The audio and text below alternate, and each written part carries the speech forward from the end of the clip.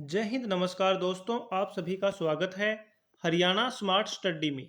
और आज से हम स्टार्ट कर रहे हैं हरियाणा की ज्योग्राफी। इससे पहले हमने हरियाणा की हिस्ट्री को कवर किया है। अगर आपने उनको नहीं देखा है तो ज़रूर देखिएगा। लगभग हमने 15 वीडियो में हरियाणा की ज्योग्राफी को भी कवर कर लेंगे। और इससे पहले हरियाणा की हिस्ट्री को जो कवर किया है उनकी पीडीएफ आप प्राप्त करना चाहते हैं तो हमारे टेलीग्राम ग्रुप को ज्वाइन कीजिएगा। डिस्क्रिप्शन में आपको लिंक मिल जाएगा और इसकी पीडीएफ भी आपको टेलीग्राम ग्रुप से मिल जाएगी। तो शुरू करते हैं हरियाणा की ज्योग्राफी। सबसे पहले बात करेंगे हरियाणा के भौगोलिक एवं सांस्कृतिक उपनाम, यानी हरियाणा के नाम क्या क्या हैं। तो सबसे पहले बात करेंगे हरियाणा के भौगोलिक एवं सांस्कृतिक उपनाम। तो एक रहेगा गेहूं की टोकरी, खाद्यान्न मशीन, दूध की बाल्टी, अनाज की बुखारी, उत्तर भारत का प्रवेश द्वार, राष्ट्र का रक्षा द्वार, धूल का कटोरा, वैदिक संस्कृति का पालना, आर्यना, आर्यों का निवास स्थान होने आर्यों का निवास स्थान होने के कारण इसे क्या कहा गया है, Aryana. Sports hub, sports hub यानी खेलों के अंदर सबसे ज्यादा योगदान किसका रहता है, अपने हरियाणा का। और भारत की तलवार भी किसे कहते हैं, तो ये भी अपने हरियाणा को कहते हैं। बात करते हैं जो हरियाणा शब्द है वो किन शब्दों से मिलकर बना है और इसका अर्थ क्या है। तो सबसे पहले बात करेंगे यह जो हरियाणा शब्द है कौन सी भाषा का शब्द है, तो यह है संस्कृत भाषा का शब्द। संस्कृत भाषा में संस्कृत भाषा के शब्द कौन कौन से शब्दों से मिलकर बना है हरियाणा, तो यह दो शब्दों से मिलकर बना है। एक तो हरि और एक रहेगा अयाना। तो हरि का अर्थ क्या होगा, विष्णु। क्या होगा, विष्णु। और अयाना का अर्थ क्या होगा, निवास, यानी कि विष्णु का निवास, यानी भगवान का निवास। और एक मत और है हर प्लस अयाना। हर यानी शिव और अयाना यानी निवास, शिव का निवास।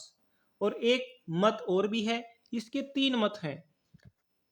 हरि प्लस अयाना क्या है, हरि अयाना। हरम इसका मतलब होगा हरा भरा जंगल। और यह किसने बताया था, हरा भरा जंगल, तो यह दिया था इन सभी विद्वानों ने मिलकर यह नाम दिया था। यानी हरियाणा है वो पहले कैसा था, हरा भरा जंगल था।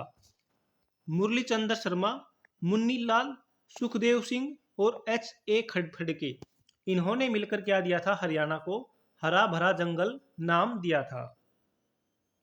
बात करते हैं भगवान विष्णु के क्षीर सागर यानी मानसरोवर झील में निवास के दौरान उनकी नाभि से कमल का फूल उत्पन्न हुआ, जिससे कमलनाथ यानी भगवान ब्रह्मा की उत्पत्ति हुई। और इसी से नाभि तीर्थ और नाभि कमल मंदिर संबंधित हैं। तो इसमें क्या कहा गया है, जो भगवान विष्णु है वो क्षीर सागर यानी वर्तमान जो मानसरोवर झील है उसमें क्या कर रहे थे, निवास कर रहे थे। और उनकी नाभि से क्या कर निकला था, कमल का फूल उत्पन्न हुआ था यानी निकला था। और जो कमल का फूल था उससे कौन उत्पन्न हुए, तो उससे उत्पन्न हुए भगवान ब्रह्मा। भगवान ब्रह्मा की उत्पत्ति कैसे हुई, जो भगवान विष्णु थे उनकी नाभि के कमल के फूल से भगवान ब्रह्मा की उत्पत्ति हुई। और ये जो तीर्थ है नाभि कमल तीर्थ, ये इसी से संबंधित रहेगा। और नाभि कमल मंदिर भी किससे संबंधित रहेगा, भगवान ब्रह्मा से।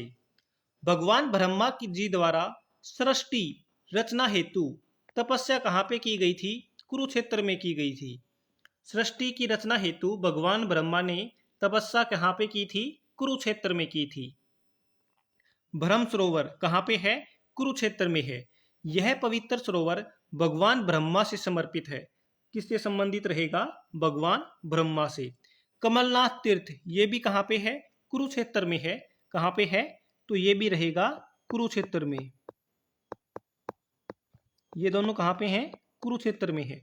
यह तीर्थ स्थल भी भगवान ब्रह्मा जी से संबंधित है। किससे संबंधित रहेगा, भगवान ब्रह्मा जी से।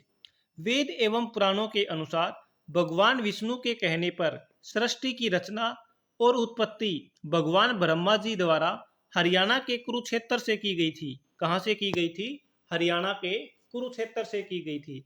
किसने के कहने पर? भगवान विष्णु के कहने पर। कहाँ पे बताया गया है? तो यह बताया गया है वेद एवं पुराणों में। अब बात करते हैं सृष्टि की उत्पत्ति किसने की थी? सृष्टि के उत्पत्तिकर्ता कौन है? या फिर सृष्टि की उत्पत्ति किसने की थी? तो ये की थी भगवान ब्रह्मा ने।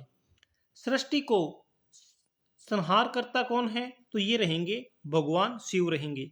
और सृष्टि को संचालन करता यानी सृष्टि को चलाने वाले कौन है? भगवान विष्णु है। तो ये आपको याद रखना है। हरियाणा का सर्वप्रथम वर्णन कहाँ से मिलता है?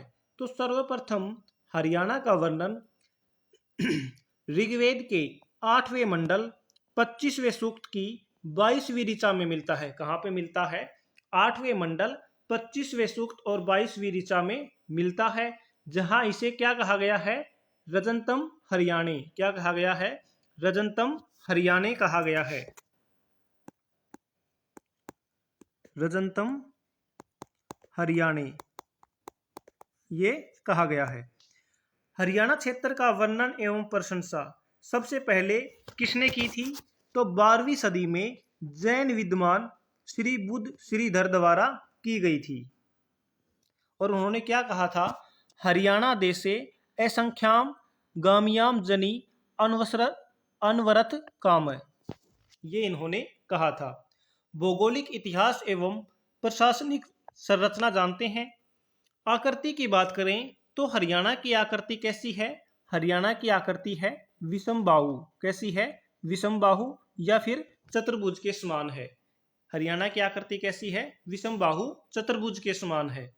बात करते हैं जो हरियाणा है इसका गठन कब हुआ था?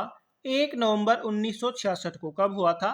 1 नवंबर 1966 को। कौन से राज्य के रूप में? 17वें राज्य के रूप में। कौन से राज्य के रूप में? 17वें राज्य के रूप में। कौन से संविधान संशोधन के तहत? तो 18वें संविधान संशोधन के तहत। कौन से? 18वें संविधान संशोधन के तहत।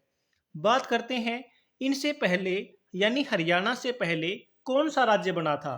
तो हरियाणा से पहले बना था नागालैंड। कौन सा बना था? नागालैंड। और ये बना था 16वां राज्य। कौन सा राज्य बना था? 16वां राज्य बना था। 17वां राज्य हरियाणा बना था।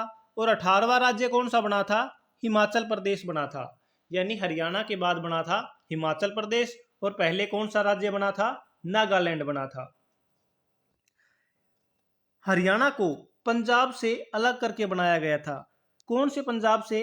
पूर्वी पंजाब से। यानी पहले हरियाणा पंजाब के कौन से भाग का हिस्सा था? पूर्वी पंजाब का।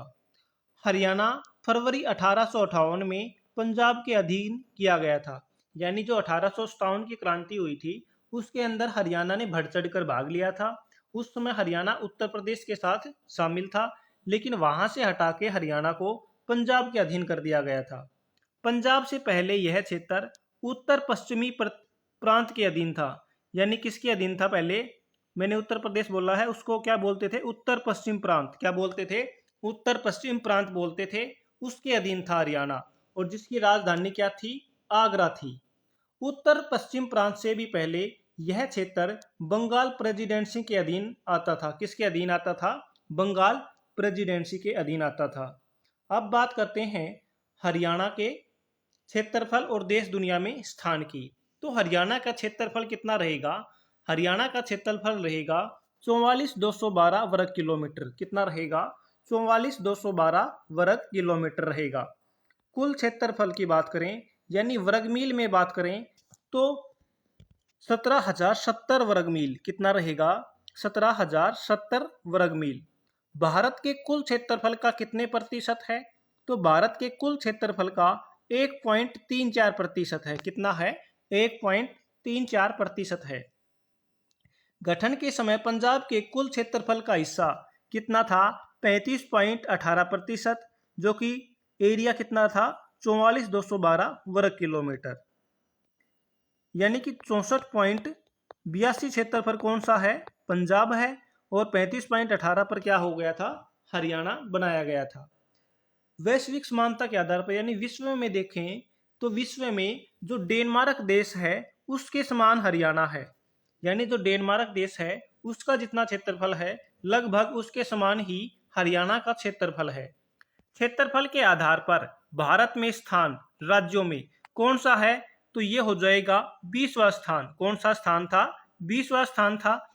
लेकिन क्षेत्रफल के आधार पर भारत में स्थान अगर यूटी यानी केंद्र शासित प्रदेश को शामिल कर लें तो कौन सा स्थान रहेगा? तो 21वां स्थान रहेगा। कौन सा स्थान रहेगा? 21वां। लद्दाख के केंद्र शासित बनने के बाद हरियाणा कौन से स्थान पे आ गया है? 21वें स्थान पर आ गया है। भारत का कुल क्षेत्रफल कितना है? 32,87,263 वर्ग किलोमीटर, जिसके अंदर 28 राज्य और 8 यूनियन टेरेटरी हैं। तो दोस्तों इसी के साथ हमारा यह सेशन समाप्त होता है। जैसे जैसे आप हमें सपोर्ट करेंगे वैसे वैसे हम वीडियो बनाते जाएंगे और वीडियो की लेंथ भी लंबी कर दी जाएगी। आप बस सपोर्ट करें और लाइक शेयर सब्सक्राइब करें। धन्यवाद दोस्तों।